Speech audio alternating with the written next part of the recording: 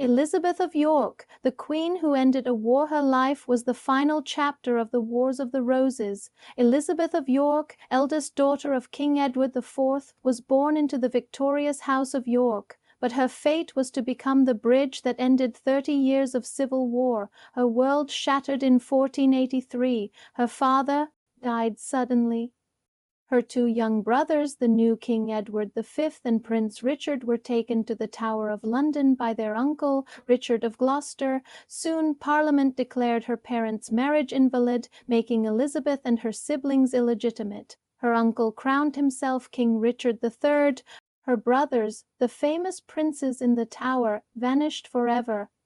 With the male Yorkist line seemingly destroyed, Elizabeth became the most valuable political pawn in England. Her mother, Elizabeth Woodville, secretly allied with Margaret Beaufort, the formidable mother of the exiled Lancastrian heir, Henry Tudor. Their deal was simple: if Henry overthrew Richard, he would marry Elizabeth of York, uniting the warring Red Rose of Lancaster and White Rose of York. In 1485, Henry Tudor defeated and killed Richard III at Bosworth Field, becoming King Henry VII. True to his promise, he married Elizabeth the following year. This marriage was more than a personal union.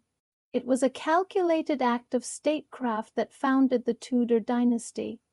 Her Yorkist blood legitimized his shaky claim, and the symbol of their union, the Tudor rose, became the emblem of a hard-won peace. As queen, Elizabeth was beloved for her grace and beauty, but her primary role was dynastic. She provided heirs, most notably the future King Henry VIII. She was the vital living link, the quiet center, around which the new dynasty stabilized. While her husband ruled with shrewd caution, Elizabeth embodied the reconciliation of a fractured nation. She died in 1503, shortly after childbirth, at just 37. While she never ruled in her own right, her legacy was immense. Through her, the Plantagenet line flowed into the Tudors. Her son, Henry VIII, would reshape England, and her granddaughter would become the legendary Elizabeth I.